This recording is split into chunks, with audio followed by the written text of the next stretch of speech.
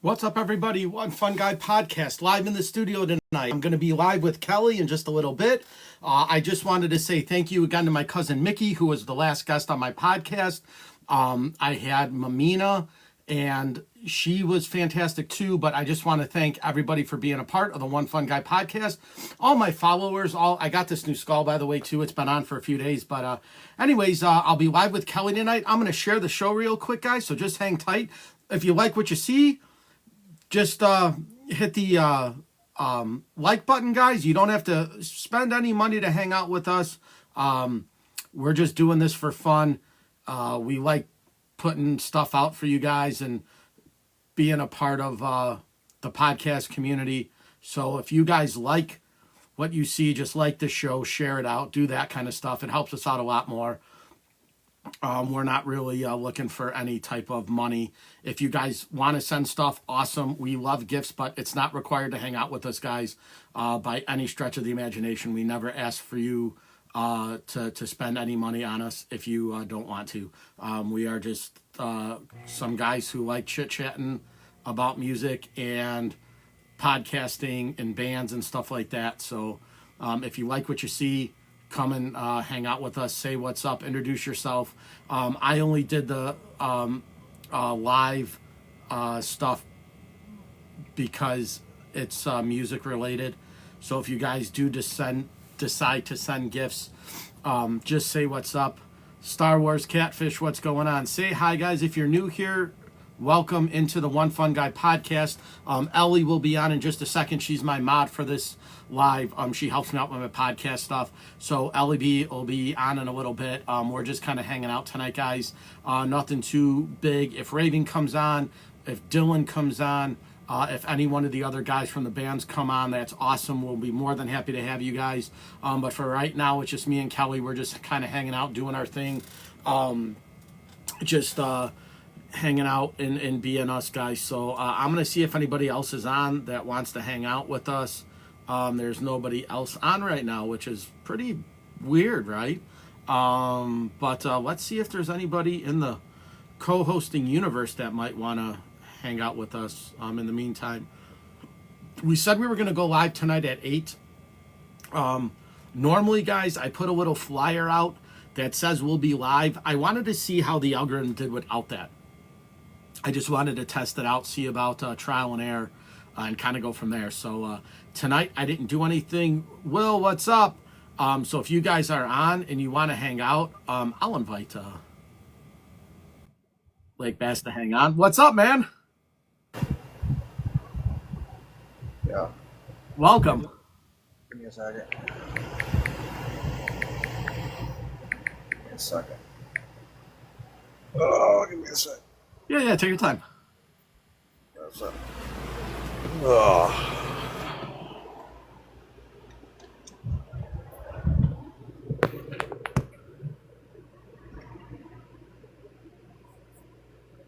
Sure. So in the meantime, guys, like I said, whoever wants to hang out with us tonight, guys, you're more than welcome to do so. This is a very informal podcast. We just kind of hang out, talk music, kind of get everybody's idea on different bands and stories in the news. Obviously, the big one is Megadeth, right? They just said they're putting out one last album and doing one last tour, and that's it. So we'll get the perspective on our viewers and see how that is. Janice, what's up? If you guys are new here, say what's up. You're more than welcome to hang out with us, guys. If you want on, let me know. I'll bring you up. If you want to talk hard rock, heavy metal, stuff that's going on in the world. The two things we don't really discuss in depth are politics and religion, right? So we kind of leave that off the table, but everything else is pretty much, free reign. So what's up, my friend? What's up, man? What you up to? Nothing. Just doing this, just hanging out. Waiting for Kelly to hop on and the three of us will chit chat. What do you got going on? Not much. Working on some model cars. Oh, nice. Yeah, I got a commission piece I'm working on for a friend. Almost got it done. So I was sweet. I'm not gonna show it to her until the big reveal, so she don't know. Yeah, that's awesome. But yeah, I saw the whole Megadeth thing. I was like, Well, I mean, Ozzy passed away. He was a godfather of heavy metal, and Megadeth is getting older. So like, well, I didn't figure they would retire. I mean,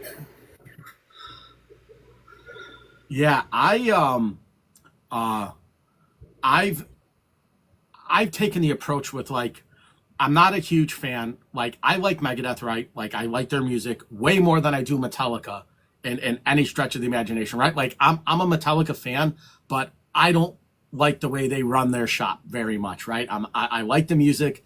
I love everything about them. Um, but I'm not a fan of how they do things with their the way that they promote their music and the way they do that, right? They're a great live band, but they put out some horrible albums. They've done stuff, and I know Kelly's not a huge fan of Megadeth, right? Like not the music, but like Dave Mustaine, right, in general. But I think that when bands reach that age, right, when they get to the point where they just can't do it anymore, or they just kind of want to rest on their catalog, I would take Megadeth's catalog over Metallica's catalog. And I'm just saying that over the course of albums, after pretty much, Injustice for All, Metallica just went way down, right? Their last couple albums have been awful. Their music has been terrible. And if you take Megadeth as a whole, from their very first one to the last one as a catalog, I'm taking Megadeth all day long. I'm kind of the same way. I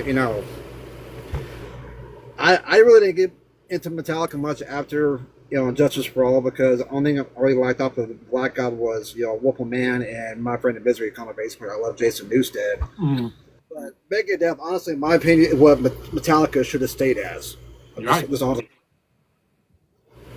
I so my take on it is that I know, right? Dave Mustaine talks a big game, right? He just did some interviews and he said all of this stuff Metallica did was basically based off of his guitar work, right?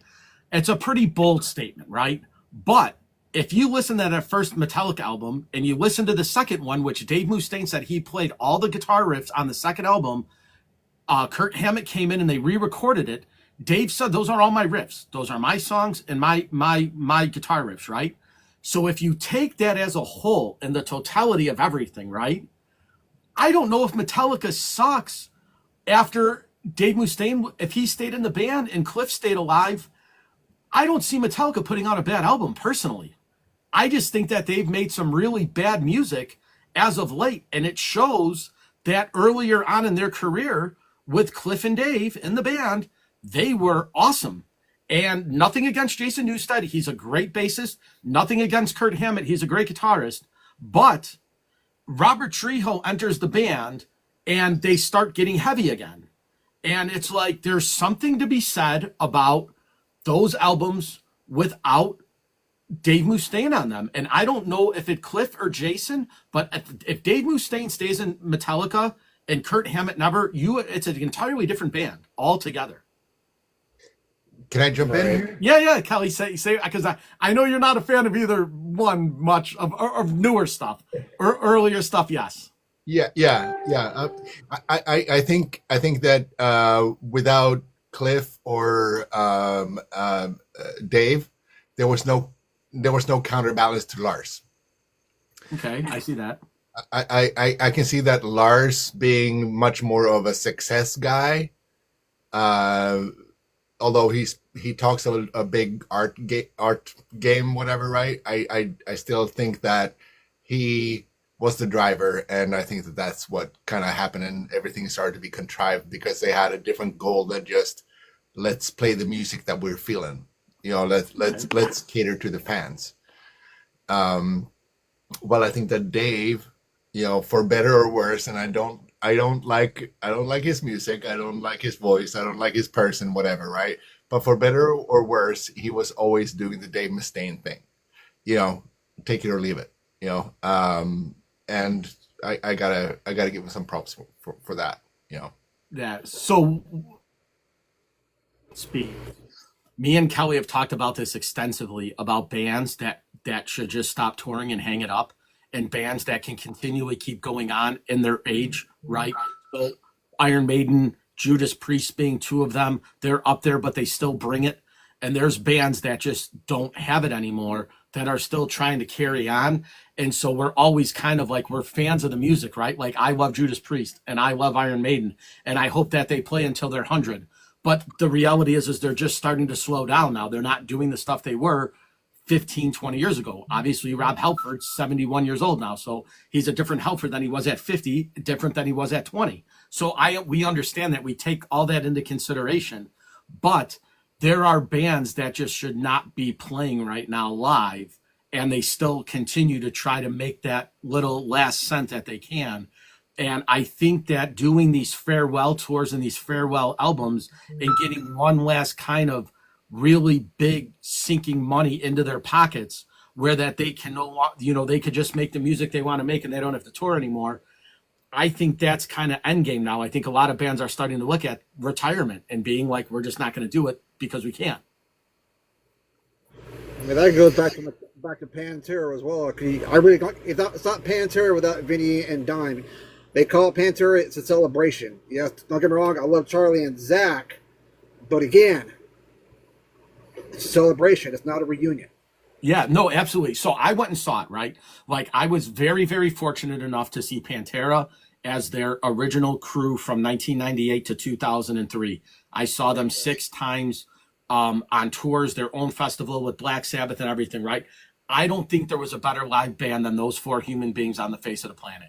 Metallica, great. Megadeth, great. Marilyn Manson, Rammstein, great. Rob Zombie, great. I've seen them all.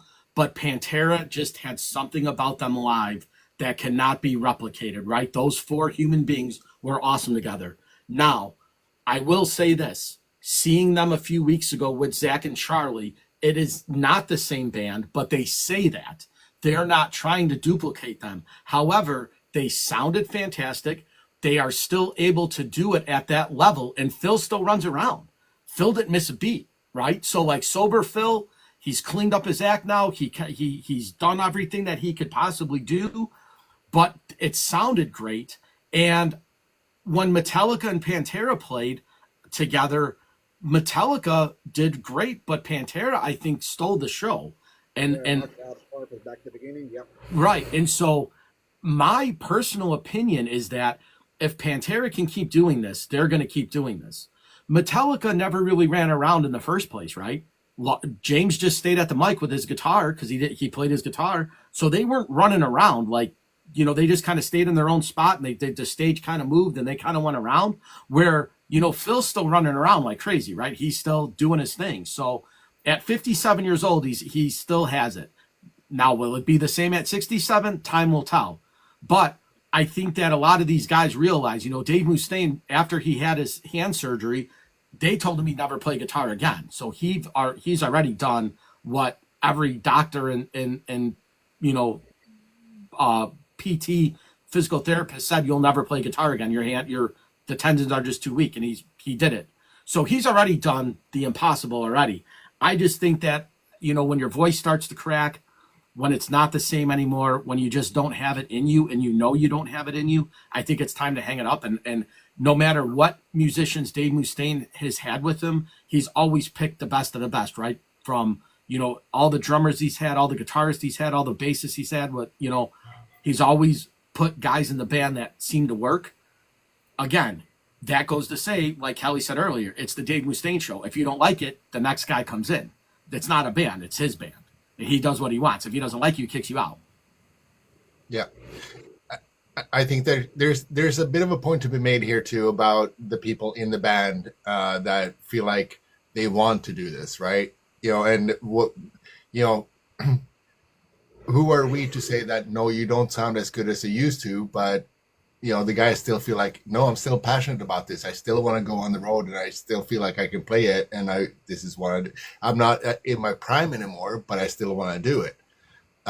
So really, who are we to say that you have to stop because you're not good enough anymore? In a way, right? I feel like if it is that, Ozzy not even being able to stand can still fill an arena, then all the power to him, right? If he can fill an arena and fans know that the guy can't even stand, can hardly sing anymore or whatever, but they love to see that, then all the power to them, right? But it's when it starts to become ridiculous. I think when it's like, we talked about Guns N' Roses and all that stuff too, right? It seems like Axl has warmed up a little bit. Like, you know, the early goings were rougher than I think that it is now, but you see what I mean? Like, you know, or David Lee Roth, you know, those videos have started to pop up too. Right.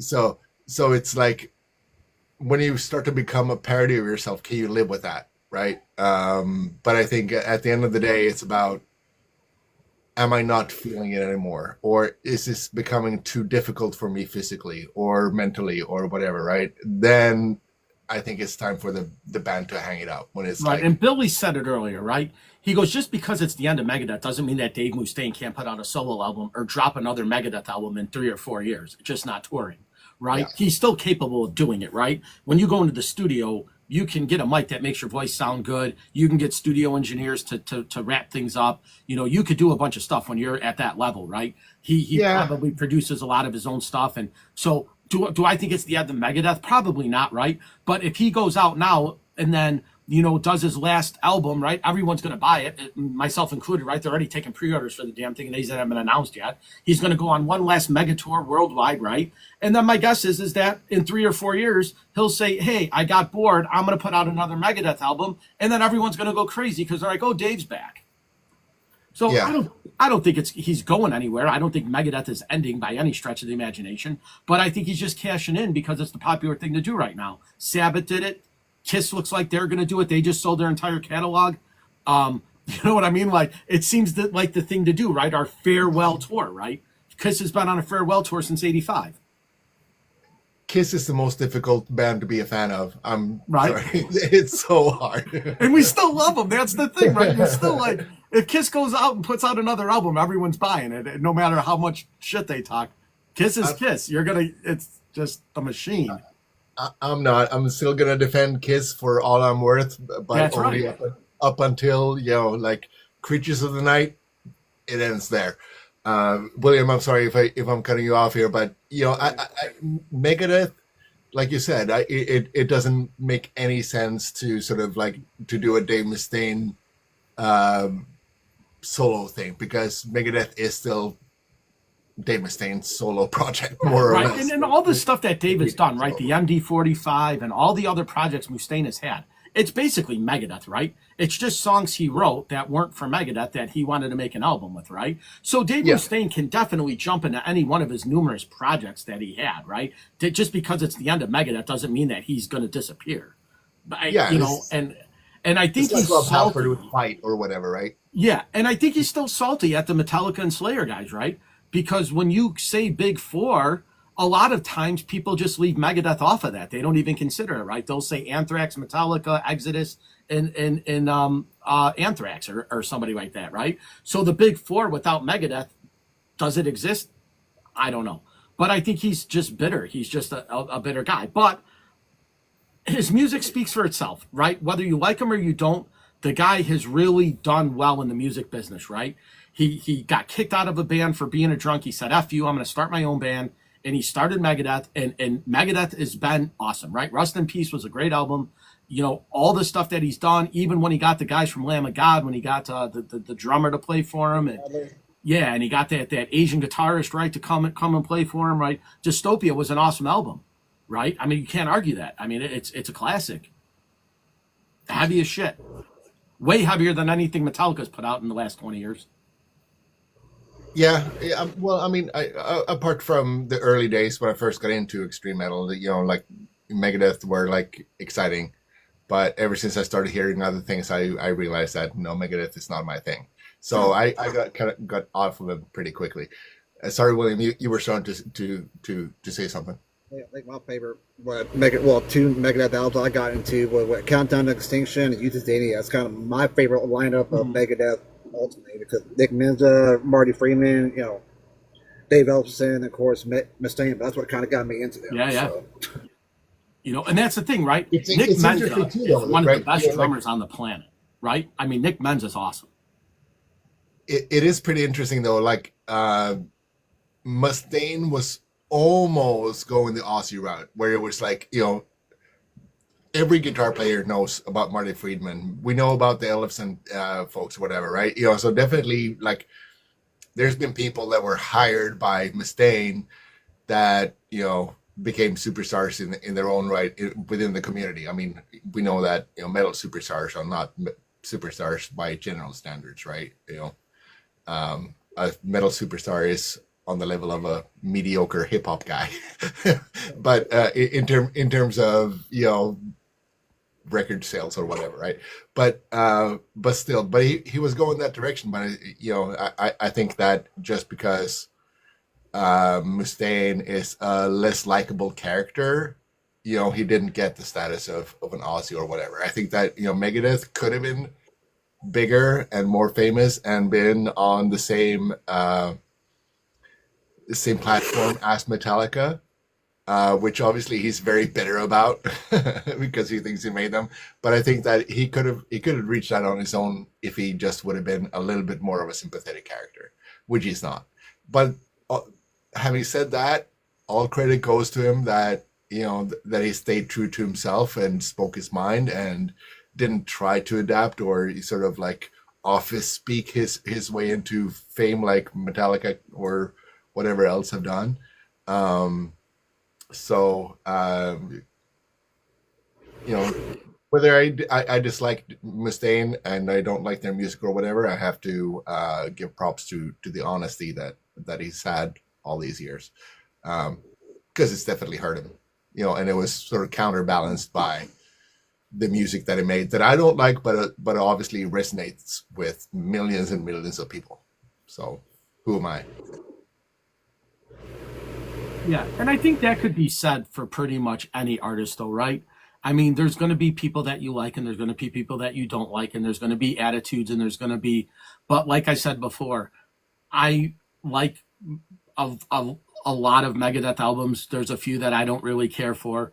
But like I said, if you're going to take any band's catalog and you're going to say what is better of them, I'm probably picking Megadeth's catalog over a lot of the other quote unquote speed or thrash metal bands that came before, right? I liked Exodus a lot. I liked Death Angel a lot.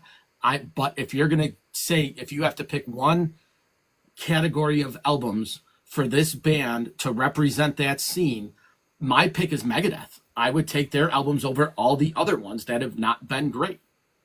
Testament maybe might be, I would maybe argue Testament. I would probably take Testament or Megadeth's catalog out of that group. Over Slayer? Yeah. Go ahead. I mean, same thing with Slayer. I love Slayer, but man, they put out some really bad albums. I mean, they're not. If you're taking, Seasons, again, I love Slayer. Don't get me wrong, but if you're taking, like I said, start to finish of albums categories, and you're going to take every album that band put out, and you have to play them and listen to them, Slayer has some rough ones. Mm-hmm. They do. And again, I don't really think that Megadeth has that many bad ones. Maybe one or two. Same with Testament. They really don't have that many bad ones. I love Slayer. I love Anthrax. But if I'm taking, Anthrax, I'm taking the John Bush years. Nothing against Belladonna, but man, those Bush years were heavy. I think to some extent it's a little bit about history too, right?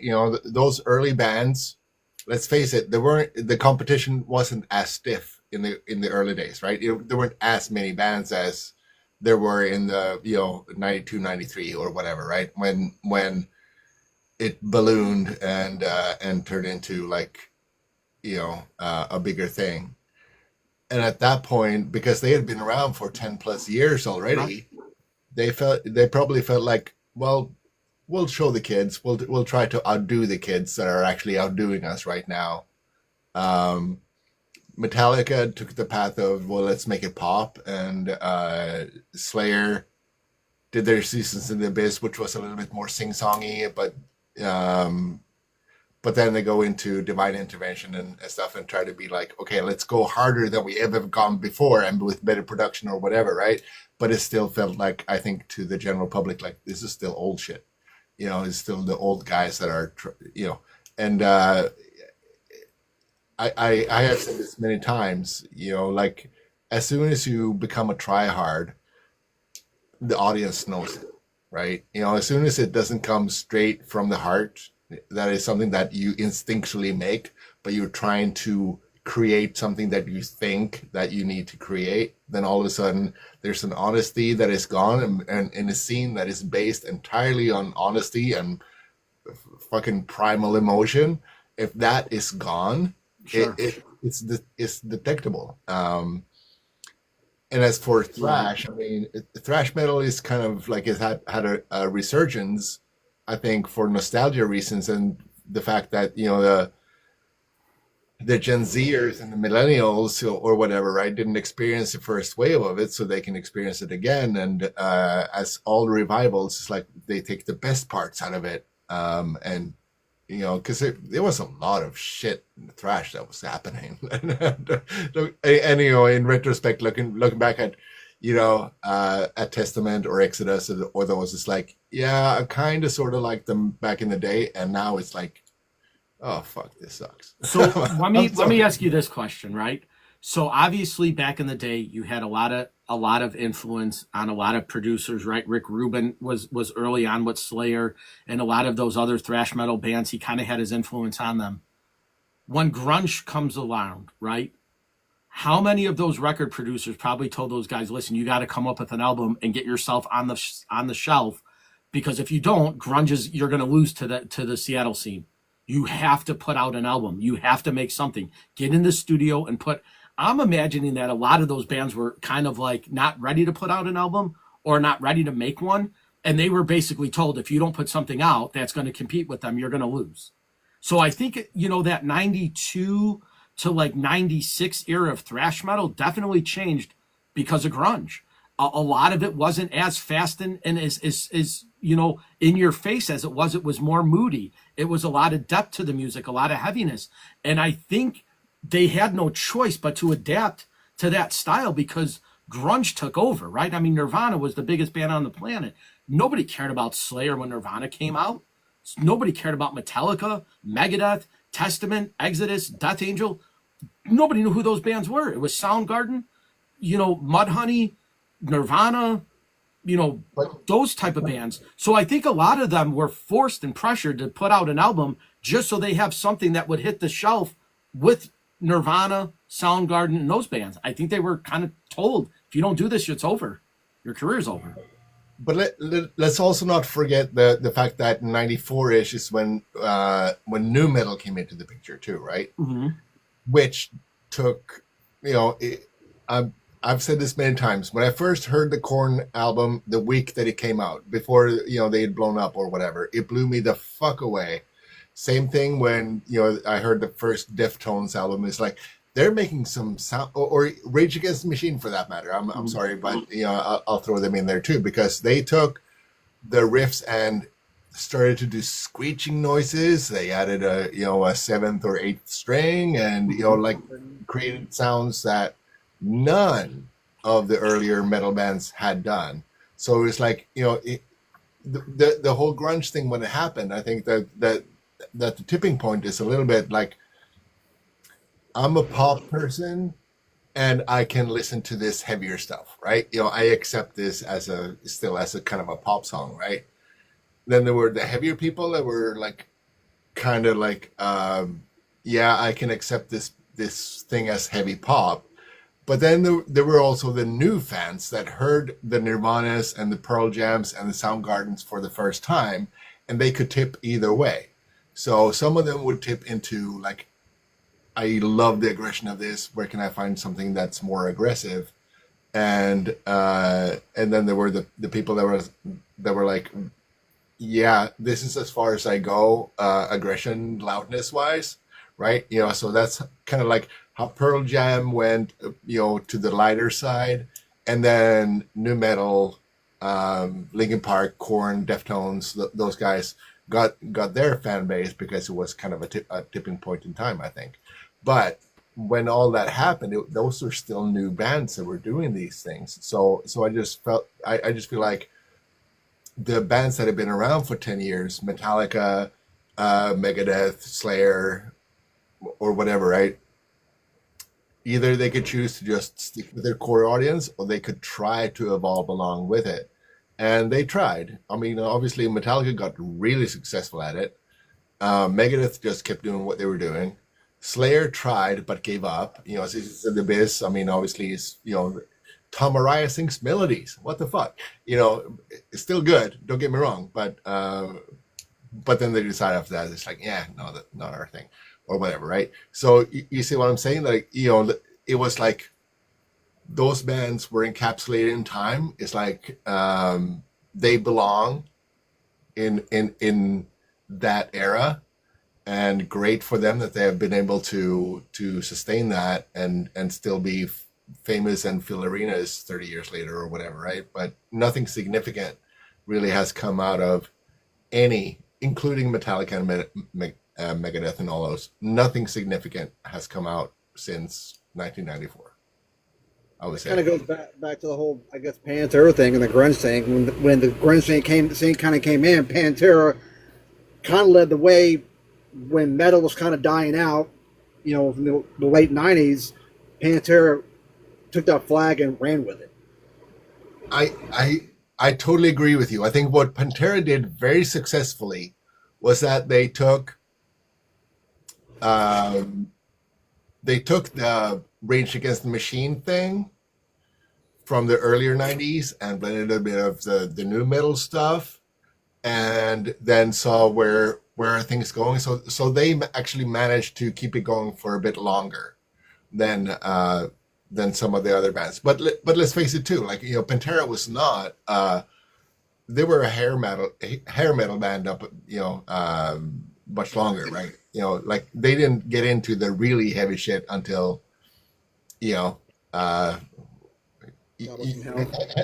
transition. But from you see that they got into the really heavy shit later. So Pantera's transition was basically between like 87 and 88, because 89 they started writing Cowboys from Hell, and they said they knew right away we got to change our image. Vinnie Paul did a great interview about this, because he said, you know, that was the reason that they got rid of the glam stuff, right? And a lot of bands were doing that, right? They were transitioning over. I mean, look at, you know, again, Alice in Chains and Skid Row, right? They realized what you needed to do to get out of that scene, right? To pull themselves away.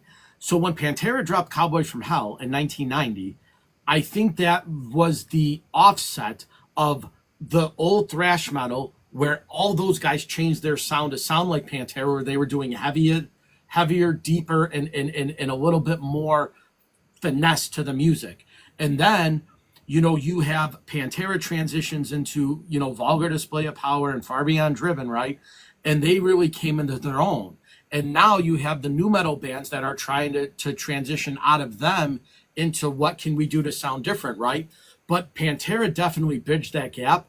But like I said, they made Metallica change their sound.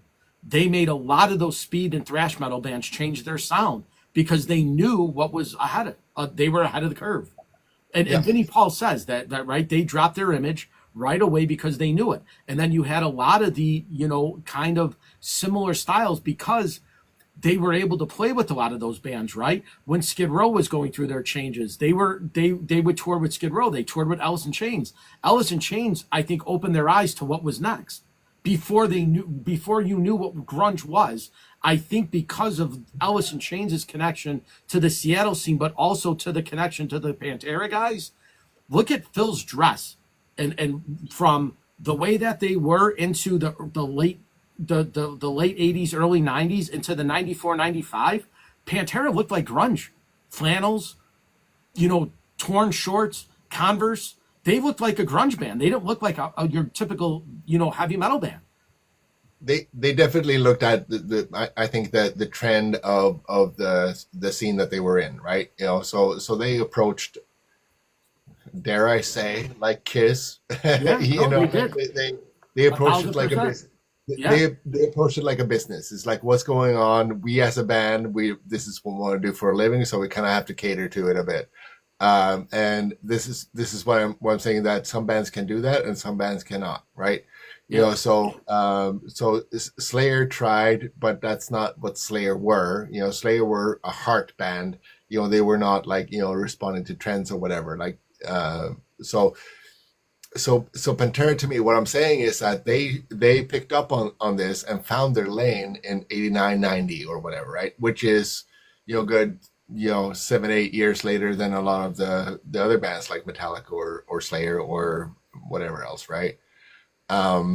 So, if you go by the rule of thumb that any metal band can have like a peak career that lasts for about 10 years and then they live on that for the next bit. I mean, we can look at Meshuggah too, right? Like they made some fantastic albums, but their heyday is like, 98 to 2008 type of Sure. thing, right? So we can say that metal bands in general have like a 10-year prime period, and then if they manage to maintain that for 10 years, then they can even get into the casino. Right. So tour, you whatever, mentioned you mentioned it earlier, right? I think one of the most influential guys to transition is Ozzy, right? I mean, look at his career from what he fuck did yeah. to where he transitions into the 80s, into the 90s, into the 2000s. He was ever evolving, right? He never stopped. And I think he, again, had that kind of Kiss mentality where you have to adapt to what is present, but still make it good, right? And there's very few bands that could do that. Faith No More was one of them. Suicidal Tendencies was another one, right? Suicidal changed their image and the way that they played throughout the course of their career, right? They knew when to be funk, they knew when to be jazz, they knew when to be heavy, they knew when to be rap, they transitioned very well. And they don't get the credit they deserve, right? So there are bands that have done it and have done it successfully. I just think, going back to what we were saying about the catalog of these bands, right? I will say this, right? Staying power, you have to give it to a lot of the earlier heavy metal bands. They made some bad albums. They transitioned in some pretty shitty times. They had a lot of band breakups. But throughout the course of everything from 80 to 2025, it seems to be that those are the bands that are still relevant in that scene, right? A lot of the bands we mentioned now, right? They don't exist anymore, right? Megadeth is still putting out albums. Metallica is still putting out albums. There has to be something to be said for the staying power of those bands. There's a point to be made. William, you're a very, very patient person. You let me interrupt all the time. But there's two ways you can become a legend, right? And that is to last beyond that 10-year period.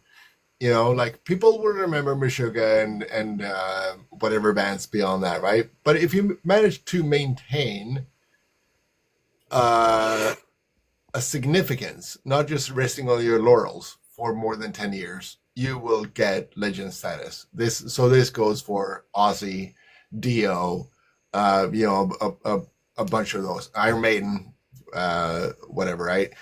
And the other way to do it is to tragically end before your time, such as Alice in Chains or whatever, right? So, I mean, we have legends that have gone beyond that, Pearl Jam, whatever, right? But I think that the stable of that 10-year prime period of bands is at kind of a peak now. I think it is, the millennials, the Gen Zers, that those folks are, discovering, because it is timeless music. Let's make that straight. Like, metal is a primal emotion type of music. It's timeless. Yes, you can from production detect that. Oh, this was probably made in 2001 versus 1988, whatever, right? But there's still a timelessness to it because the emotion that comes out is, deeply human. So that will still have an appeal to people, whatever is being expressed. That doesn't happen in pop music. It doesn't happen in rap music so much, right? Because it's very much locked in a specific. So what other genre of music out there has got that much of a loyal following that metal does? Not hip hop, not country that I know of. Yeah, I mean, I could make an argument for country a little bit, like, even old time country is deeply rooted in very human emotion or whatever. So you can listen to a Hank Williams One record and still feel deeply moved by it today, right? So there is that. I would honestly, so my pick always is, and I say this all the time, is the blues, right? It's kind of like hard rock and heavy metal, right? If you don't get into it, at least you can understand it and appreciate it. But I think that there are a lot of blues musicians that are out there that get followed by a lot of the bands with very loyalty in a purely obscure genre of music, right? I mean, let's face it, the blues aren't, if somebody says, name me a blues artist, most of them are just going to say Buddy Guy or, one of the old school guys, right? They're not going to know many of the new ones, right? They're not going to say Johnny Lang or Joey Bonamassa, or they wouldn't know unless you're a fan of that artist, right? So when you go to somebody and say, name me a heavy metal band, most people are going to say Black Sabbath or Kiss because they know it, right? But the three of us, can go into the subcategories and the subcategories of hard rock and heavy metal, right? Where the blues guys could do the same thing. So I would say blues is probably as like a cult following like heavy metal has. My argument is the blues. I would say it's an obscure genre that only certain people get it, and if you're in that scene, you get it. I feel though that blues is more resistant to progressive or to modern progression, right? Sure. I feel like I don't follow blues very much, right? It's not a favorite genre of mine, but I realize where it comes from. But Joe Bonamassa, still feels to me like he's a slight extension of Stevie Ray Vaughan that still did traditional blues, but with a little bit of heavy metal in the twang there, or whatever, right? It's been a very slow progression, and there's a resistance for the blues to get adventurous, right? Right. I get that, right? But my point is there. I mean, with jazz, which is obviously like metal, it's that's an interesting, really other conversation to have. The divergence of jazz and rock, and then now how the two sort of converge again. Right. Now but this was my point though, right? Was that you said, right? You're like, Joey Bonamassa sounds like a re-introverted Stevie Ray Vaughan, right?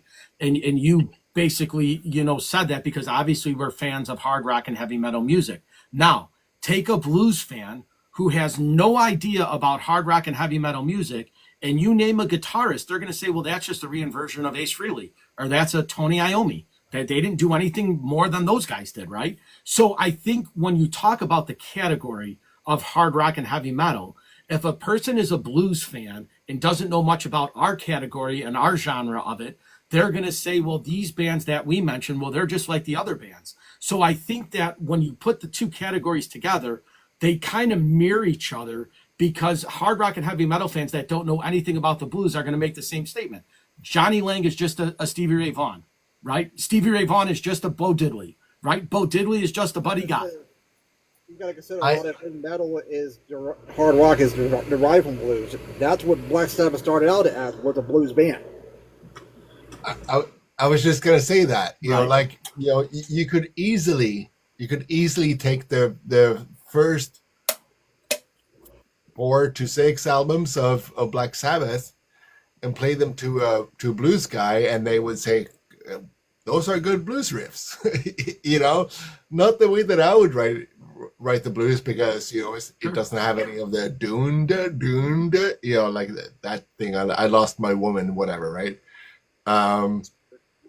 But even Paranoid has that, leaving from my woman because she couldn't help it. It's still, Black Sabbath is very much blues, but it's kind of indistinguishable a little bit. But so here's what I'm saying is that blues has progressed, but it never was recognized as a progression of the blues. So if someone says, we're going to a blues show, and one of my most mind-blowing experiences, actually, just a few months after I'd moved here, was to go to a little dive bar a really fantastic, amazing drummer who's a friend of my wife's said, here's a secret spot that you should go to in Chicago to listen to some good fucking blues. And there's probably only going to be 10 people there, So it's like, sign me up. Right. And yes, absolutely. It was like mind blowingly awesome. Like what they could do. And again, the emotional expression, which is, a key to the blues, right, was mind blowing. But that is something, to get back to the primal emotion of metal is also still present there. Black Sabbath is the first metal band. They were a blues band. They created metal out of the blues, even though they're British, whatever, right? But that's kind of a European thing that Europeans do, is take American music and whitewashing it or whatever, right? To make it palatable to massive audience. But where I'm going with that is that the blues is a music style that is resistant to be called anything else if it goes beyond the three chords. I lost my woman type of lyrics, right? Now I'm going to play devil's advocate, Kelly, right? Just because we do this with each other. But take a blues fan and ask him about heavy metal. He's going to say the same thing. We're just derivative of the older bands that came before. What have bands done different, right? Now, but not anymore. Right, but my point is that if you're a blues fan and you don't know anything about metal, you say the same thing you just said about blues, the blues guy's going to say about metal. Now, I'm not saying it's right or wrong. I'm just saying, conventionally speaking, the way that if you take these two categories of blues and metal, right, they're so eerily similar in the way that their fans reciprocate towards the music.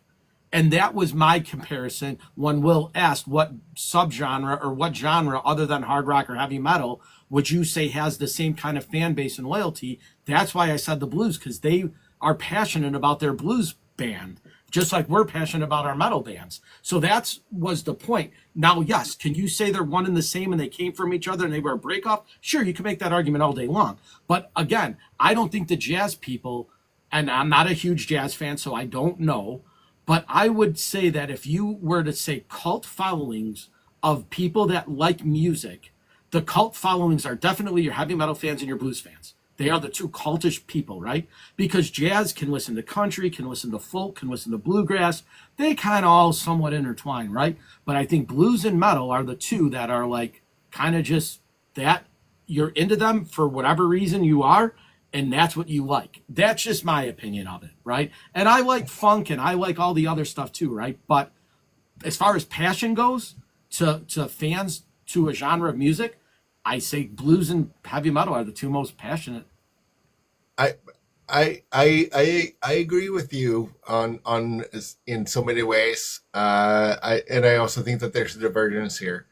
Like let's take Stoner Rock. I hope we didn't get banned for me using that term, but No. that is a perfect just juxtaposition between blues and funk using heavy metal instrumentation, right? That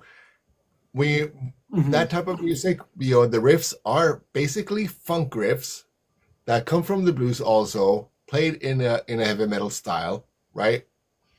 But when you listen to Iron Maiden, there's not an ounce of the blues there, really.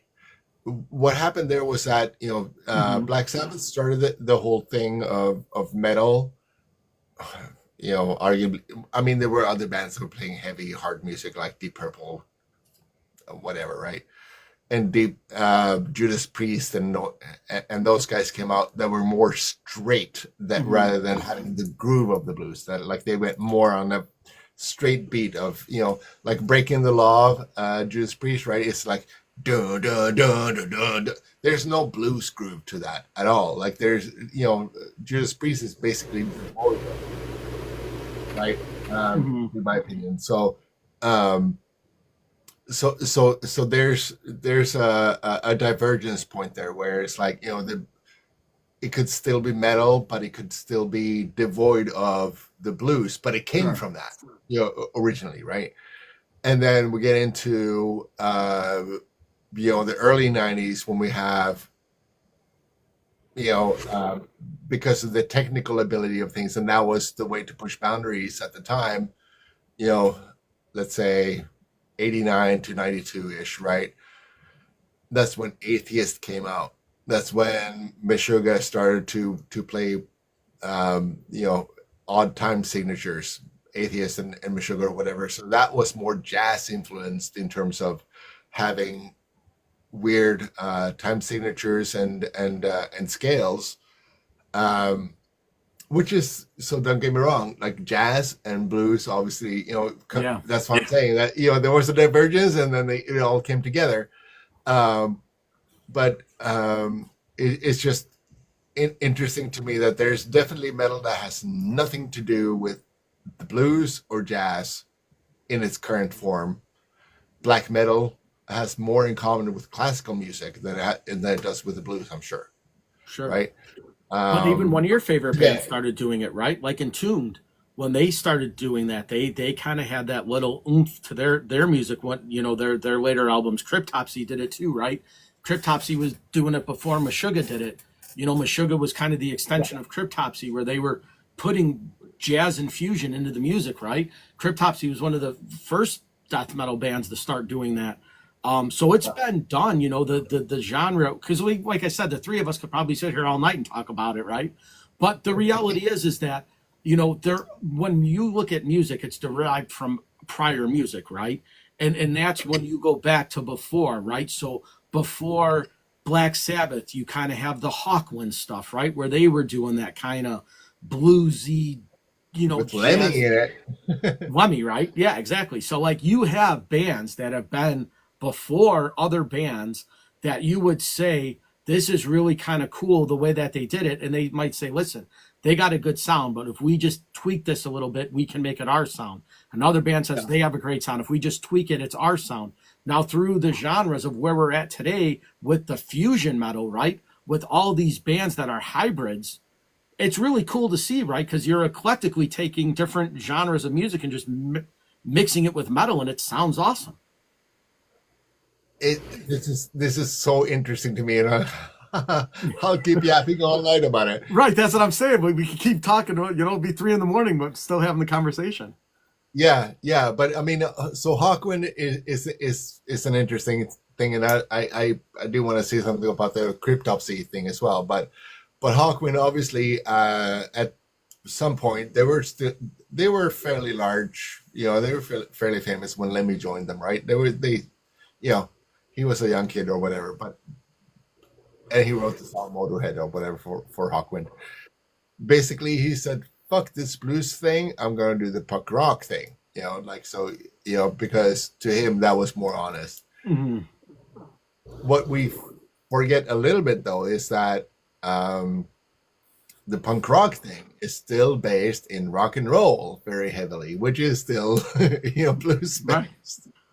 It's just not the slow psychedelic shit that he wanted to do. It's like, let's do high energy stuff, right? So that's an interesting thing too, like in the perception of time, like what else was going on, right? Mm-hmm. Punk rock was turning into a thing, which is, we got to give credit to Judas Priest there too, because they started to play fast music. And then there was the Ramones. So in the UK, when they had both Judas Priest doing their thing, and then Ramones came to town, it's like, fuck, like, shit, there's a lot we can do here, right? Which, ultimately led to the formation of Iron Maiden, and Iron Maiden did their first album, which is almost a little punk rocky, and then they turn into whatever, right? The Cryptopsy thing, it is part of the competitive nature that again, I feel like I've talked about this ad nauseum, right? Sure. It was like, it's the scene was in that time, like late 80s, early 90s, it was a lot of bands that had a friendly competition going on, like who can do worse, nastier, more complicated, most innovative, something different, right? So there are bands that nobody knows about right now that definitely influence some of these bands. We know about Entombed, for example. They changed their direction to be more rock and roll-ish, right? Like they did Wolverine Blues, they did all that. But that was inspired probably by a little small Swedish band called Furball that Right. bad band name. But anyway, but they are generally credited with having released a couple of demo tapes in the tape trading scene. That was the invention of death and roll, like death metal but with a rock and roll spirit. Mhm. And Nicke being the main songwriter drummer, took that and ran with it, and he loved it. What's the name of the band? Furball. You gotta text that to me because that sounds interesting. I never heard of that.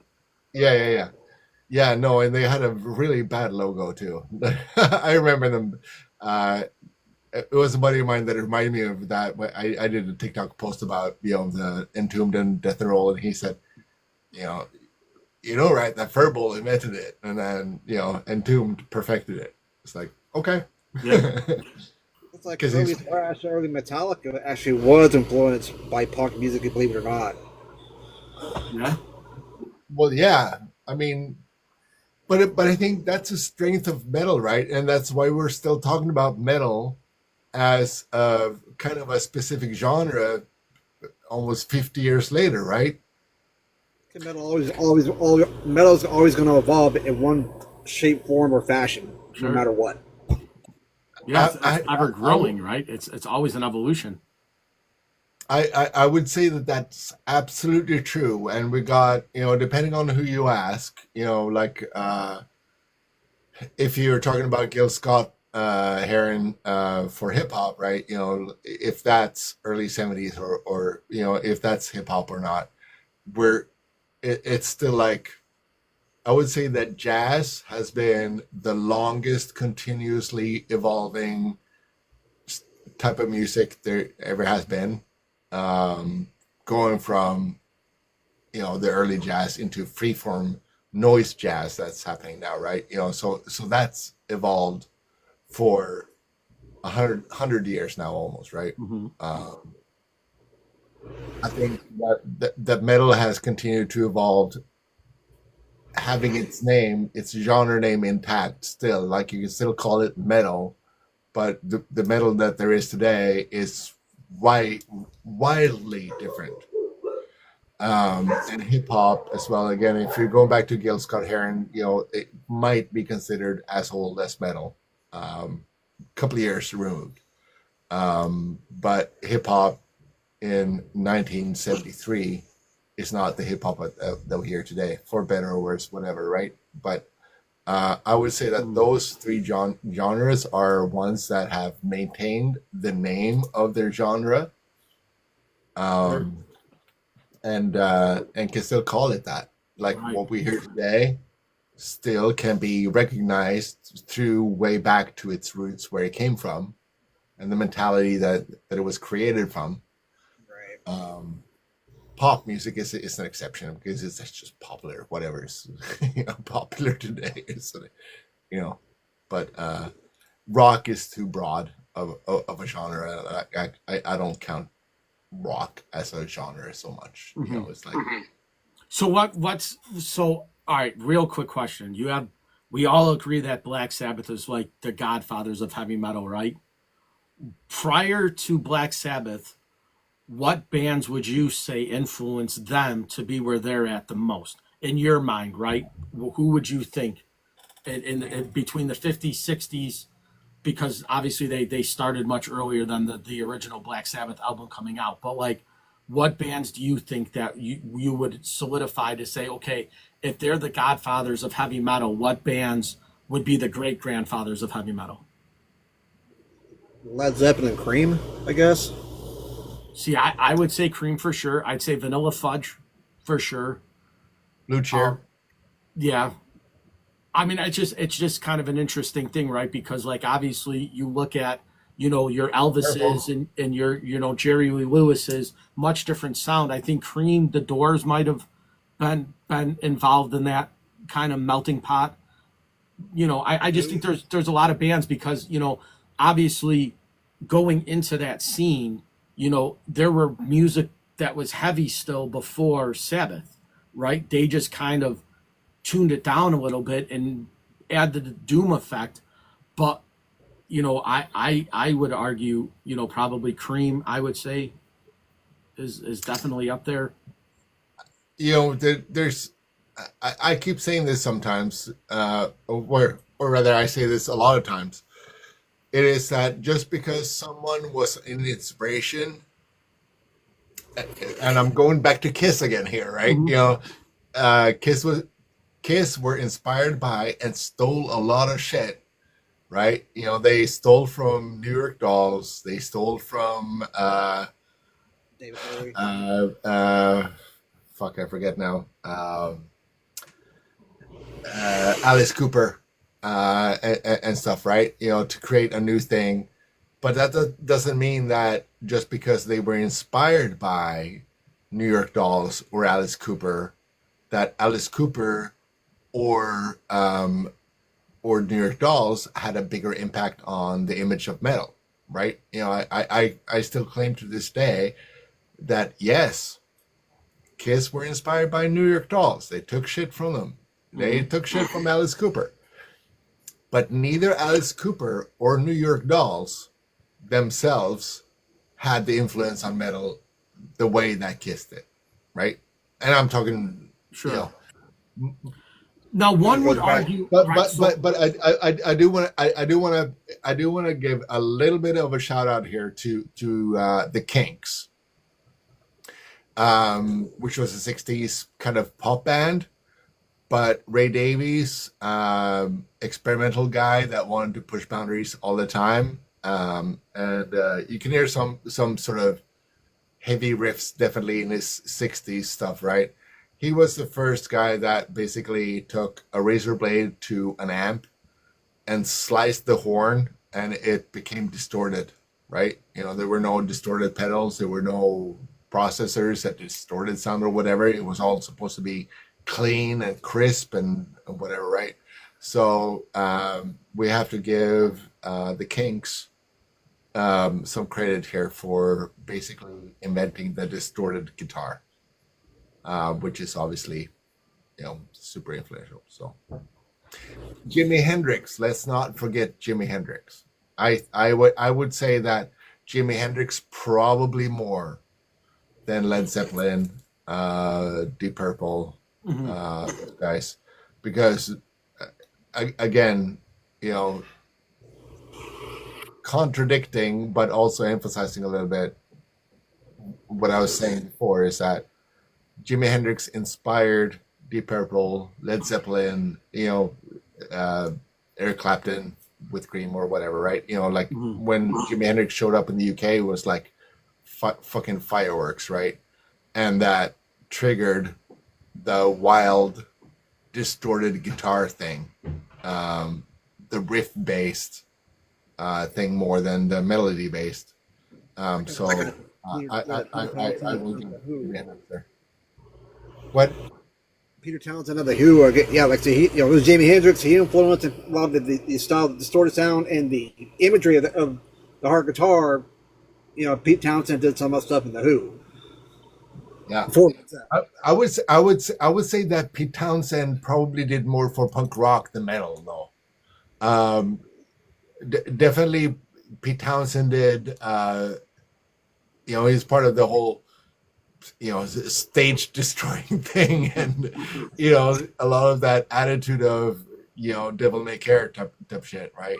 But I think musically, he probably, in my opinion, he probably did more for punk rock than he did for metal. Right. Yeah, it's interesting because we always kind of discuss heavy metal and hard rock, but the genres always interflow, which is going back to my point about the blues, right? Is that I think again they're so eerily similar because we spent the last hour talking about hard rock and heavy metal, where if you got three blues guys, they could do the same thing. Yeah, You know, absolutely. that's why, you know, and again, the jazz, I think it's too wide of a range to say jazz is more like rock, right? Where when you take heavy metal, it's a different subcategory than rock, right? Heavy metal is an entirely different group. Where I think that's why when you look at the blues, that's why I put the blues and heavy metal in that same kind of grouping, to where the fans are loyal and can talk about blues all night long and list all the artists and all the subgenres of blues and all the stuff that it's evolved into, just like we did for the last hour talking about heavy metal. It's like, how many cover bands out there? Like I said, I'm gonna get off subject. Now that all the tributes have been done of Ozzy that I've seen online. Ozzy, yes, he's a godfather of heavy metal, but he's transcended that genre. I've seen country bands do fucking No More Tears. I saw that the other day. I've seen pop bands, alternative bands, or whatever do Crazy Train or other Ozzy covers. I just kind of show yes, Ozzy was a godfather of heavy metal, but like I said, his what do you call it? It's his persona. It's him, right? And so I linked Ozzy, right? When Ozzy passed away, I kind of felt the way that like my parents felt about Elvis, right? Because Elvis was the first musician that you kind of got a glimpse into his life, right? He was always on TV, and you saw the family, and you saw the kids, and you saw the mansion, and you saw the house, and you saw Tennessee. You got to see a behind the scenes of Elvis that you didn't see with any other rock and roll musicians before, right? You didn't go into their living room and sit down with them. Ozzy, you did, right? He had the Osbournes. I grew up with Ozzy, right? In my formative years, turning on MTV, it was the Osbournes and then Cribs, right? And it was all the heavy metal and rock stars on Cribs that you watched, right? So you got a glimpse into Ozzy and his family and his wife the same way you did with Elvis. And that's why I say that, like, there are very few musicians that have that impact on the world. Elvis was one of them, and Ozzy's one of them. Because you got a glimpse behind the microphone. It wasn't just a guy on a stage. They invited you into their homes, into their living rooms, gave you access to their interviews, their kids, their families. People knew about Elvis's entire life, just like they did Ozzy's, good and bad. I have an additional thought here too, which is, the legacy of Ozzy and his importance, right? The truth is that Tony wrote the music, right? He wrote the riffs with Geezer doing some of it, right? Geezer also was the guy that came up with the idea, let's do something occult, let's do it like a horror movie, whatever, right? And that influenced both Tommy and Geezer wrote the lyrics. Like Geezer wrote all the lyrics. So then, Ozzy gets in the room with Tony having written the music with some feedback from Geezer and saying that here are the lyrics that you need to sing. And fair enough, Ozzy came up with really catchy melodies, right? But Ozzy's part in the whole concept of Black Sabbath is much, much smaller than the foundation that Geezer and Tony did. So, in my opinion, so it's, I mean, yes, we have to acknowledge that Ozzy came up with the melodies. They came naturally to him, and that's the catchiness that we hear, and that's why they've stuck with us, right? To tie it back a little bit to my own personal situation right now is that, Ozzy was fired because he was no longer a very good functioning member because of his abuse and whatever else. Like, he was not a good band member, so he got fired. What does he do? Well, he starts writing his own songs, and he hires musicians that can realize his own vision, and he reinvigorates all of metal, arguably, right? I really do think that even Alice Cooper, that was a huge influence, obviously, on early Kiss or whatever else, right? Alice Cooper didn't become a super mega star well, no, he played arenas. Don't get me wrong, but as a classic rock star. But he didn't turn into a metal act until Ozzy did his horror metal thing and took it all away and did his thing, and Alice Cooper sort of like in a fun reversal, sort of like hooked on to that for the 80s Right. stage rock thing, right? So you see one thing, right? Like Ozzy was kind of like a prolific, but still just a sideshow type thing, and turned himself into a very significant main act after he was fired. Like Well, I could just go back and do, I don't know, sit at a pool and drink Sure. vodka, how, or how I could many actually metal turn this solo, into something. how many metal solo artists do you know of that have been fired from a band that's been as successful as Ozzy has? Like Baby Mustaine. so I'm not trying to diminish Ozzy's importance at all, right? Like his way of singing, the melodies that he did. I'm not trying to diminish that at all. And definitely, like I lost an interest in Sabbath after Ozzy. Like I don't think that Sabbath with Dio or any other singer is really Sabbath. To be honest, I'm sorry. No, it's I not. really wanted to James Dio too, but That's just how I feel about it. It's like Archie Blackmore yes, or anybody they're all else. Black Sabbath. Yes, Yeah. they're good songs, but I wouldn't call it Black Sabbath. But Ozzy's solo shit like Mark at the Moon and you know man. uh, Diary of Madman, all that shit, right? It's high art um, with Ozzy proving that he can do this shit without anybody else's help, right? But that wouldn't have happened if he would have stayed in Black Sabbath, right? So imagine, I guess this could be one of the best outcomes of addiction is that he was so addicted that he couldn't function in Black Sabbath anymore. He gets fired and starts his own thing. He's still a big time addict, alcoholic, whatever, right? But he creates something new from it. It's a lemon to lemonade story that is just really awesome, and it's made him the legend that he is. Yeah. I mean, he was the only one in Black Sabbath that was doing drugs and alcohol. I mean, Sure. it got to the point where he couldn't do it anymore. He couldn't function with Sabbath anymore. Yeah. I said this a few weeks ago when we were talking about it. Like, it probably wouldn't have happened without Sharon. True. Yeah. I think that Sharon is a very, I mean, she's acknowledged now to some extent, but I think that she's a true unsung hero in the history of metal. That she, through Ozzy, who was the biggest metal star in the early '80s. Let's not, globally. I mean, there was Iron Maiden or whatever, right? But I think that her keeping her husband on track to produce and to be able to perform through his struggles is an immeasurable. Yeah, I mean, we've said it before, right? Like, there are rock stars, and then there are rock stars, right?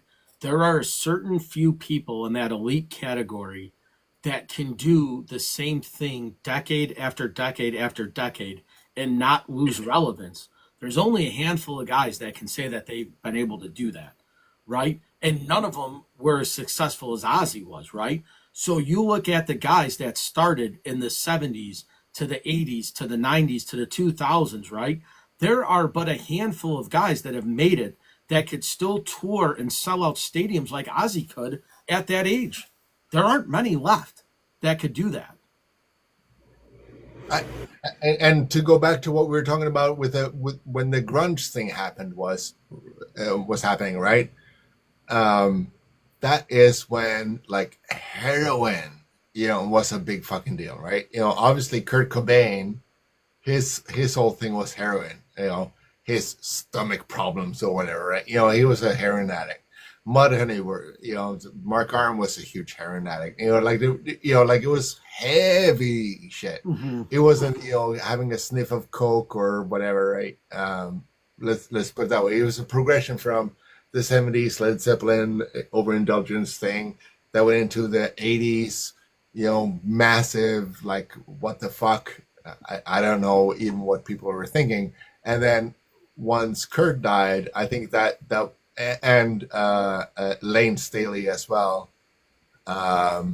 perhaps reinforced by Scott Weiland a bit later as well, was then like, if you want to be a musician with this fucking schedule and the discipline that you have to have, drugs cannot be in control of you, right? So I do feel like, while there is still an element of drugs and alcohol and stuff in the culture, right? I still think that it's at a level that is much more controlled, healthier And than it is one of true. overindulgence. So I do feel like now in the music industry, and metal was a model for overindulgence, especially with the glam hair metal bands, right? I mean, like I said, I think that's disappearing. the bands that have done it, right, the ones that seem to have the staying power, right, either gave up drugs and alcohol a while back or have basically managed to kind of not go excess into it. Like Aerosmith is a perfect example, right? They've had their ups and their downs and their highs and their lows, but basically through it all, they kind of survived, right? Like, Aerosmith back in the 70s was a different band in the 80s than they were in the 90s than they were in the 2000s, right? And they've always seemed to reinvent themselves, right? Just kind of like how Ozzy did, right? Judas Priest has been Judas Priest, but they really didn't need to change much, right? They kind of found the mix when they started, and they just kept, evolving on that, right? Alice Cooper, he evolved, right? From his earlier stuff to where he is now, right? The king of horror rock or the monster rock, as they call it, right? With, going over the top with all the characters and stuff like that. But I mean, like, he's another guy, right? Since the 60s, he's been pretty much able to survive till now, right? There's only a handful of guys that were doing it, like I said, at that level. And most of them, from the 80s, right? Like a lot of those 80s hair metal bands that are out there today, they weren't doing it in the 70s and the 60s, right? There's only a handful of them left that could say, like I said, Alice Cooper can go on a stadium tour and sell it out right now. Judas Priest can, Iron Maiden can, Aerosmith can. There's only a handful of bands that are left that would be able to do that, right? Maybe if the guys in Pink Floyd decided to bury their differences, they could probably do it, right? If they decided to get back together and say that it might be a thing, right? Arguably too, Rush managed to do it, right? Up until Neil Peart passed away, they were still going strong since the 70s. Yeah, no, but what I'm saying though is that I think that the bands that we're admiring now, and the fact that they are able to, like Megadeth or whatever, go well into the 60s and 70s, is because the drug culture, the over the top culture has dissipated. I'm not saying that it's gone. It's still part of the mentality to be extreme and test boundaries or whatever. Oh, yeah. Right? So it does happen. Like they're other than the straight edge scene, I think that most metal bands still like to go on a good fucking bender, or like end of the tour. Let's go. Let's give it a go. Oh yeah, right. It's part of the lifestyle, right? It's just comes with the territory. I'm sure that still happens, but it's not part of in the 80s 90s type of thing, where it was like It was excess. It was too much. You're at a company party, and unless you do this pile of coke with the executive, you're out. You're a fucking party pooper if you don't. I think that whole pressure is gone, along with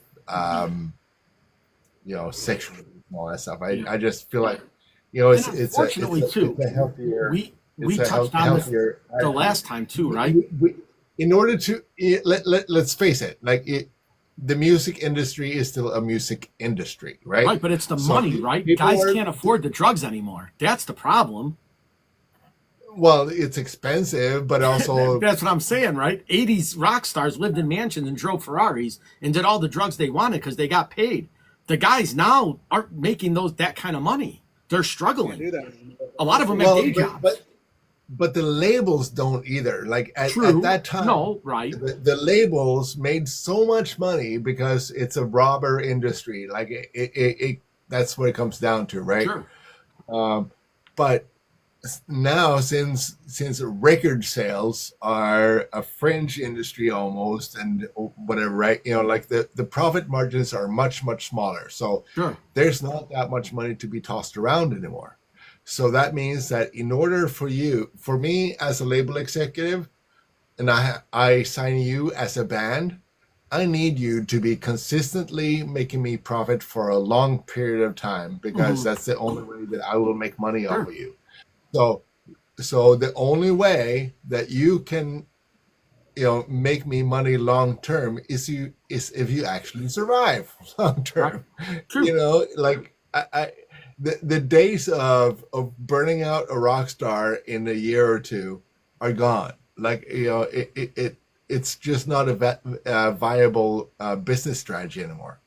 They could do that before. Let's push this guy out and let's do everything and let's They give him could, everything he wants. but I don't think- care if he dies in 3 years. But I think the I bands feel though like he only understood has that, 3 right? more songs in him anyway. Because you had bands like, that were in the 80s and 90s that were uber successful and maintain that kind of stardom, right? And I'm talking about your Motley Crues and your Guns N' Roses, and you're like, but look at all the other bands that never made it to that level, right? The Cinderellas and the Poisons and the Rats, right?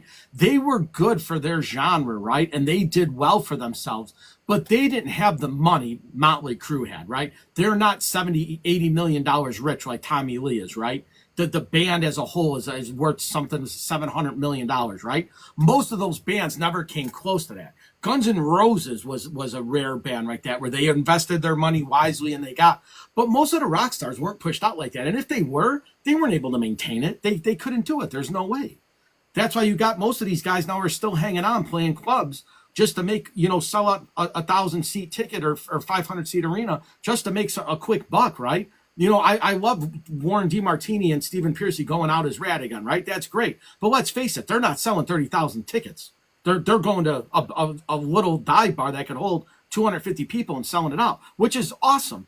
But Guns N' Roses could still go to any arena and sell 60,000 tickets like this. They had that staying power. Motley Crue is, I don't know what the hell happened, but they sounded awful. I just saw that clip from Vince Neil from a few weeks ago. He was rocked on stage. He couldn't even sing. So I don't know what they're doing, right? But they already made their money, though. Do you think Tommy Lee cares if he makes another dollar? He's worth $200 million. Yeah, no, that's Right? that's the It's thing. a different genre. It's a different, it's a way different attitude now than it was in the 80s and 90s. And Kelly, I see what you're saying and how, you're pushing rock stars, you're investing in rock stars. But rock stars are rock stars, right? Nowadays, there are very few bands that can go out there and be rock stars because they're not making money, no one's interested in them, right? The Ghosts of the world and the Sleep Tokens of the world, right? They can go out and sell 30,000 tickets. So, of course, the media is behind them, right? The management's behind them. They're pushing that out. But look at all the bands that are out there that are mid-range. Where are all those moguls? Back in the day, they would eat these bands up and say, okay, we're going to put you on tour with this band. We're going to put you on tour with this band. You're going to go on tour with this band. And you're going to rock every night. We're going to make your dreams come true. They're not doing that anymore, right? If they're not selling digital albums and they're not being pushed that way anymore, they're just not. You got to consider a lot of this came before social media, too, when people were still getting physical CDs from shows or concerts. That's where I got a lot of my music growing up. When social media streaming came along, it kind of just killed a lot of the damn industry.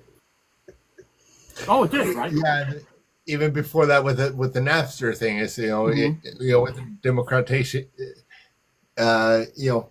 with the control being removed from the record labels, right? But here's also a thing that was lesson learned from especially the 80s, right? Which is that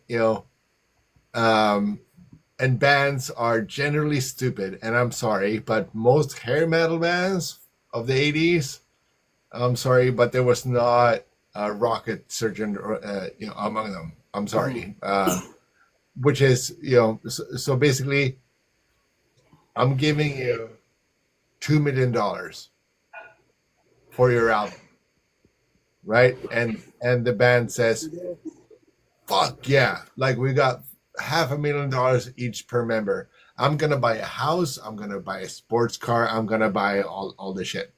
And it's like, well, then the label says, okay, but what's left for the studio, for like that's supposed to include your recording costs. That's supposed to include all the other shit, right?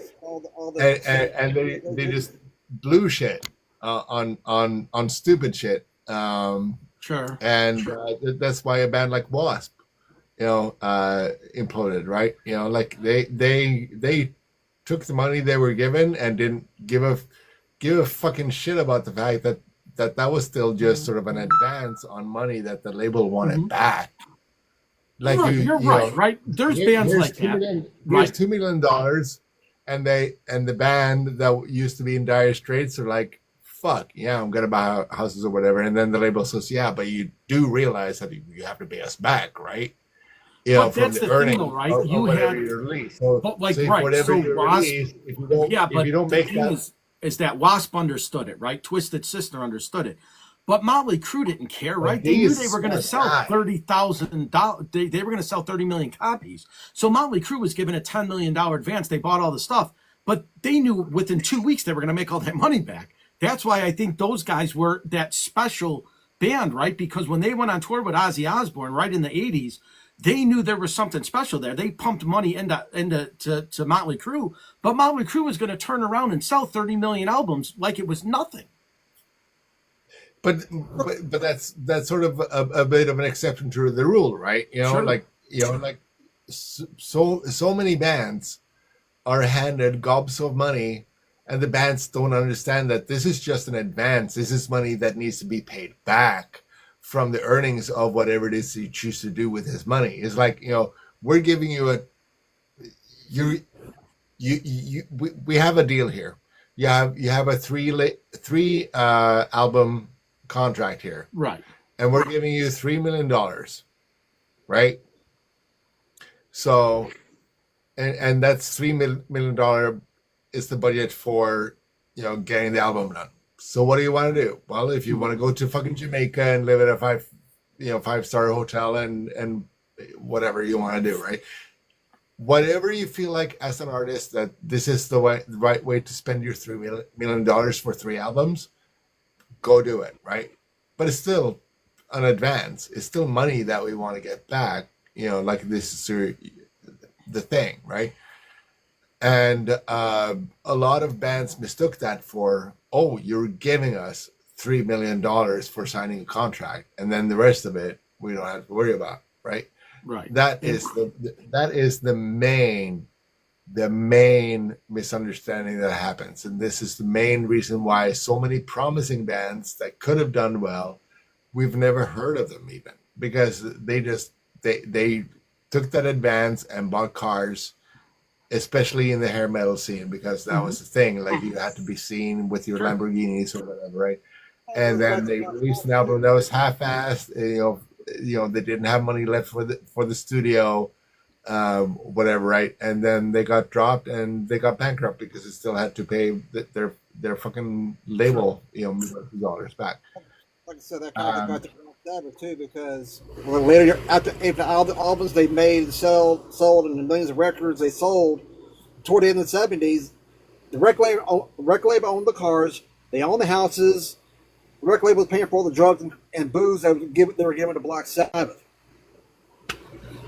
Yeah, this is true. Sometimes that was the deal too. It's like, you don't have to buy a house, you don't have to buy a car. We'll let you use this house that we own. We'll let you use these Lamborghinis that we own. That, and if you want to buy it off of us later, that's fine, right? Yeah, but look at the return on investment, though, right? Right. I mean, you're looking at a band that they knew something was special there. They're not going to do it for every band, right? There were probably 20 Black Sabbaths, but they knew that there was this band had something special where they were given studio time, they were given recording time, they were given all this stuff because they knew they were going to get their money back tenfold. There were probably 20 or 30 other bands that they might say, well, they might be okay. They might give us a little bit something back, but they knew those four guys were special, right? And that's kind of the ear for music, right? When you get talent agencies that are out there that say, go find us the next artist, right? Go find us the next. They know what to look for. They know that a guy might have a great voice, but he might not look the part. Or there might be a super handsome guy that can't sing. They're going to find the guy that's got both. And that's their guy, right? And that's what they're going to pump money into. And they're going to make fans appreciate this person. It's their job. This is the problem that I think that a lot of artists face, right? And because they think that the record label is giving, are gambling a bunch of money on this, right? Which they are, but they're also hedging their bets. That's it. So if it is like, okay, well, the keyword here is an advance. If you get an advance of X number of dollars, that is not your money. That is the money that you have to pay back and make the most out of, right? That's money that they want to get back. You get an advance, and then whatever money is made, whatever money is made, the advance is deducted from that amount. This is what a lot of artists miss. The advance is not money you get. It is an advance on future earnings, right? So if we give you an advance of $1 million, that means that we expect you to make at least $1 million and more. And then whatever you make beyond the advance of $1 million, we have a separate agreement on the splits there, which probably means that you as the artist will get about 10% in the end of that, right? Depending on, how much of the songs did you actually write? How much did you produce? How much, because there are cuts all over the place, right? But it's basically whenever it says advance, that is money that the record label wants back. Right. That is not yours. But even if they're given the advance, though, they're business people. They know that if we can advance an artist $2 million to make an album, they're putting their good faith in that fact that artist is going to sell 20 million albums, right? They pretty much know the ratio of what they're going to do. They're not going to find some guy that's playing a guitar on a box in LA and say, we're going to give you $2 million, go in the studio and make an album, right? They know the it people. They can sense that, right? So all those guys, your Simon Cowells and all your famous, music people, they know what to look for, right? They've been doing it for 25, 30 years, right? All these people in the music business that go out there and say, listen, here's a band that you need to sign. Here's a band that you need to sign. Here's a band that you need to sign because these three bands together will sell 30 million albums for you. Go get these guys. And that's what they do. What the label would probably be doing, sorry, William, I'll leave space for you in a sec, but in this situation also too, right? They would probably say that, okay, so we're going to give you a $2 million advance here to record this album. We have a studio and an engineer and a mixing engineer, and they're booked for you to use for 4 months, whatever, right? And it'll cost you X, whatever, right? We have that booked for you. We want you to use this studio. We want you to use this engineer. We want you to use this producer. And here are the rates, and that will leave you with, $40K each to put in your pockets and do whatever you will with, right? Or if you go long, then whatever extra cost will still be taken out of that advance, right? So that's what happens is that it's prescribed, but then the band can say, "Nah, don't want to do that. We want to go to a chateau in France, whatever, right? Thanks for your suggestion, but we're not going to go with it." And then the record label says, "Okay." But they're still secure in the fact that they still in the contract will get that money back because that's what it's for. Sure. I mean, Honestly, the way technology is today, in recording and videos and stuff, do bands really need record labels anymore? Unless they're like a big one. A lot of Yeah. And bands you can do guys know that more than anybody, right? The two of you probably could explain this to a T about making music on your own and producing your own music and finding the right studio. I mean, you two could discuss this all night. Yeah. Yeah. No, I mean you definitely don't need a record label to make a living as a musician today, right? You really don't. If you want to be big, if you want to play arenas and play nation tours and stuff, then you definitely need the support that a label can give you, right? So it's like major record label does. They want to do all the financing for touring. so it's, yeah, don't you agree, William? Like it's a choice on what level do you want to be. Like, do you want to have a comfortable living as a completely independent artist, or do you want the potential of becoming a worldwide phenomenon? You cannot become a worldwide phenomenon on your own. You need a record label to help you get there. But if that's not what you want to do, you want to be a weekend rock star, or do you want to go out there and just totally rule the world? I mean, it's all about the attitude you have toward it. What are you willing to sacrifice to get there, and learn to work as a team, as a band, to have the common goals to get there? Yeah, I mean, that's what it's all about, at right? At the end of the day, it's about making money, right? I mean, let's face it, it's a business, right? It's about making money, right? So if you want to make millions of dollars a year on your music, you will not be able to do that as an independent artist. You need a machine behind you with a team of dozens or 100 or whatever, right, to make sure that it happens. You won't be able to do that on your own, right? But that's a choice, No. So because if you want to get to that income level, unless you're Taylor Swift, where it's like everybody trusts your opinion in your direction and you can do whatever you want, otherwise you have to start compromising. You have to sort of start to obey what the label wants, what the producer wants, what the vision of whatever else. Like you have to start to make compromises to your art, right? Yeah. So that's a choice. You could make those concessions and potentially become an arena worldwide artist, or you could just maintain your comfort level. I'm good here. Sure. And stay away from that.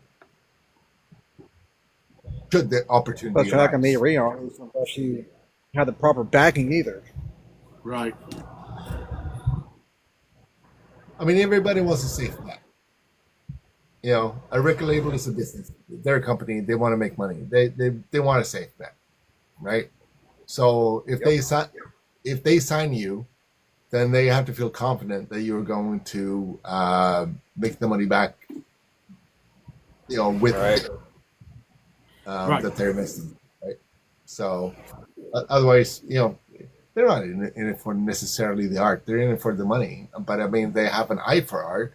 They can understand the artist. They can understand what it is, and they can think that this is a cool thing and this is worth investing in. So it's still a better venture than going to like work for Oracle or whatever, right? These are people that can see the way you work as an artist or whatever and think that I see potential here, right? They probably want a 90% assurance that their money's going to get paid back. But that's anybody though, right? That's anybody who's willing to take a risk on another human being, right? It's with athletes, it's with artists, it's with musicians. It's pretty much with anybody who's going to be on a stage or a platform, because they're not going to risk their money and their assets on a loss, right? They're not going to gamble and lose. The industry's not set up for that. And that's for anybody, right? That's for real estate agents, for investors, for stockbrokers, right? If you don't prove your wealth to them, they're not going to invest in you. If you walk in on day one and say, I'm here to sell $3 million in stocks today, and you can't sell a dime to somebody, are they going to put their money in you? No. But over time, Just like with athletes, right? You prove yourself and you say, listen, I've done the work, I've trained, I've worked hard, I could do this, right? That's when coaches and scouts will come and say, listen, this kid has potential. He's not there yet, but if we give him a contract, he might be able to work. So let's put him on the practice squad. We'll pay him the league minimum. By next year, if he doesn't improve, we cut him, right? So they might give you $500,000 to make the league minimum to be on a practice squad. But that means you have to work that much harder to get on the roster, because if you don't, you're going to lose it. And that's, I think, with everything, right? Musicians, a lot of times, probably, I know athletes do for sure, because I could speak on that. But I would think musicians and artists, right, they might peak or plateau, or they might say, I've written an album and it's awesome. And the record label says, now you got to do it again. And they don't know what to do, right? They put all their heart and soul into one, and now they can't do another one. Or an artist might spend 5 years painting this beautiful masterpiece, and the manufacturer might say, listen, we're going to give you $1 million for this. Awesome. But we want 2 more just like it. Well, what do you do if you put all your effort into that one? Now you got to create something that, so it's always the risk versus reward. It's like that in any field, right? So, I mean, we're talking music here, but like a label's not going to invest in an artist that they don't see potential in. It's just not going to happen. What artists don't realize is that when they're dealing with a company, a label, whatever, right, is that they have seen tons and tons and tons and tons of artists like you in their history, right? While you, as an artist, you have not dealt with tons and tons and tons and tons of labels, right? So they have been able to generate a financial model of what is the likelihood here of the money that is possible here. We're on a scale of X, Y, Z in various categories do we put this artist. So that means that we have a perspective of a lifetime generating revenue from this artist, right? They can do that, based on evaluations and from experience, because they have dealt with tons of artists like you before, right? So that means that they have a very calculated way of saying that this is how much money that we're willing to invest, because we expect over the lifetime of your career with us, you're going to make X much money, and it's going to give us a profit, and we are willing to take this gamble on you, right? While when you start talking to that record label, like you have no fucking clue, right? So it is like you have to make a judgment call much more than the label, whether it is that you want to make the concessions or follow their instructions that they propose, which follows their model on where they project your career to go and how much money they can make from it. I mean, it's very businesslike from the label's perspective, while you as an artist, because you've never dealt with this before, you think about your art and you think that the label is interested in my art or whatever. No, they're not interested in your art. They're interested in your art to the extent of how much money can it make our company, right? So and that I think that's a concept that a lot of artists are missing. And they don't realize also that labels have, especially if you go to if someone from Sony Universal goes to you, I mean, they have millions of fucking artists. They have so much data behind, whatever, and they have analysts and shit that will be able to pin you down into a very small, narrow category and to estimate fairly precisely how much money you'll be able to make them. Sorry, but that's the reality of things. And but you feel important as an artist because Sony Universal say that we will sign you and this is how much money we can get you. You can be comfortable with that. That's cool, but it's still like you're just a product at the end of the day. But that's the thing, right? But you can be fine with it, and that's cool. Like, but that's the thing, right? The music industry is obscure, just like a lot of industries are, right? They're only willing to invest in you if you can show them that their return of investment is going to be a positive one, right? You go into the studio and you say, listen, I have these tracks. We recorded this. The band is awesome. We're all together. We're all in. We're all doing this, right? Then what happens when they say, okay, well, we're going to put you on a 300-date tour next year, and the guitarist and drummer say, I can't do that. Now what? Now you got to find a new guitarist, a new drummer who can, right? You know, so the band has to be on the same page. The record company has to expect that, but they're going to work you, right? It's like anything else. It's like any other job, right? You're not going to walk in and expect to do the minimum and get the maximum out of it. They're going to work you and see if you can do it. And if you're all in and you say, yes, I will do it at any cost, I will sacrifice my family, I will sacrifice my health, I will sacrifice, why do you think these rock stars turn to drugs, right? A lot of it is because they don't get enough sleep. How else are you going to perform on 2 nights of sleep or not sleeping for 36 hours, right? There's only a few things you can do to stay awake. I mean, let's face it, be real, right? Yeah. So I think that the culture is indicative of itself, that you're replicating this type of performance level that you have to go on, right? And again, I never took steroids as an athlete, but I wish I would have. I probably have a completely different life right now, right? I might have gotten my shot. I might have gotten my chance. Because if you're at this level and they want you at this level, well, the only way to get to this level is to find a way to get there. Because pure heart and determination is just simply not going to do it.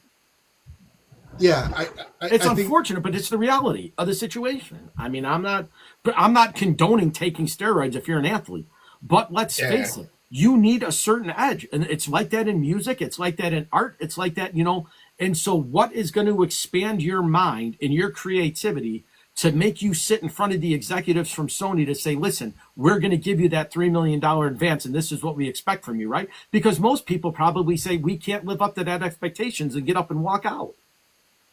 Yeah. William, I know you were trying to say some things. No, you're fine. Yeah, no, I do think that, if you have a relationship with the A&R guy, that's your contact at a label, and you say, no, I cannot. My band will not be able to do 300 dates a year. Then they will say, okay, so let's adjust the deal, and they have a model for that too. Mm-hmm. Right, like how so that means that your tour budget goes down. That means that your options are more sparse or whatever. They still meet their profit margins, right? Because it's percentages. So like, okay, so you're not a $3 million a year type of artist for us. We're not going to make $3 million a year for us. Okay, cool, but you can still make money for us if you do this thing. Like you'll make us $500,000 if we cut down the number of tour dates by half. Your lighting, your pyrotechnics will have to go a little bit, whatever, right? So they have those models, I'm sure. Again, because they've seen this so many times before. Like the artist that goes to a label thinking that I'm unique, I'm the first one they ever had like this. No, you're not. Sorry. So that's the difference between being a label artist and an independent artist, and the choice that you have to make is like,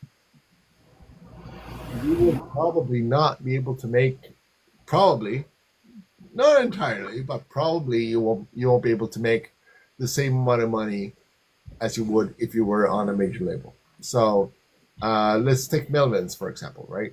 So Melvins did the major label thing. They didn't like it. They dropped out of it. And to this day, I think that this T-shirt that I'm wearing, it may be that Buzz Osborne himself actually printed it in his fucking basement. Like that's the level of DIY that they do, right? It's like, we're not outsourcing anything. We're doing what we do the way that we do it, and that's it. Like that way we have control of things. We're still able to do what we want to do in a comfortable way. We're not millionaires. We don't live in mansions, but we do what we do in the way that we love to do it, and that's worth more than living in a mansion. And I think that's the choice that you have to make as an artist. And I think that goes without saying, though, right? Because look at what we're doing now, right? Like, I would love to get my podcast syndicated, right? I would love to be in front of millions of viewers every day, right? But it's going to take a while for me to get to that point, right? I just don't have the followers or the subscribers to do that yet. But the thing is that, like, I want to keep putting myself out there and keep growing, right? Just like, you know, you guys want to do in your perspective, you know, field, right? With music. So everybody has an end game of where they want to be, right? But let's face it, you have to be different and unique more than the next guy or the next gal that's doing it, right? And you have to have that it factor, right? I wish I had it. Obviously, I don't. I have fun what I'm doing and I enjoy what I do, right? But let's face it, if I want to be in front of 30 million people like Joe Rogan, I got to do something completely different, right? Like, I have to change my model. I have to change what I do, right? Obviously, I'm still growing, but at what point do you say, listen, I'm just happy with where I'm at. I'm content with staying in my basement. I have a nice little studio. I have everything I need here, and I'm happy talking to you guys and doing that, right? But in the back of my mind, I'm like, shit, I want that mansion, right? Give me $50 million. Syndicate me. I'll be the next Howard Stern. Right. Yes. So I mean, that's a good question. Like, where would you draw the line, right? So let's say that Sony or Sirius or whatever, right, would say that, yeah, we'll hire you, but here's the thing, right? Mm-hmm. So it's like, yeah, maybe you would say that, okay, cool, I can move to Los Angeles, right? Right. Sorry, But guys. also be all these restrictions or whatever, right? You know, like, What did you say, Will? I didn't catch you.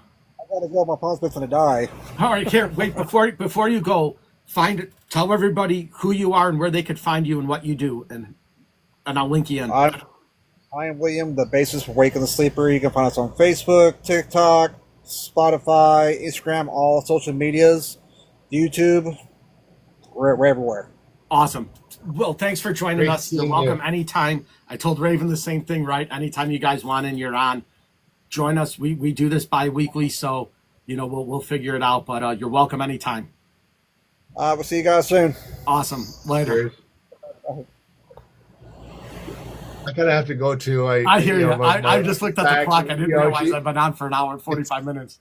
I was like, It's There's one Thursday. by It's click a tonight. new episode of Star Trek: Strange New Worlds. She's probably thinking like, can I hijack the internet? Can I awesome. turn off? Go do it. Enjoy your family time. It was awesome as always, Kelly. I wish you the best. This is Like I great. said, if you need anything from me and my fans, let me know. We'll make your dreams come true. That's the goal. So We'll do it. It's All right. gonna be good.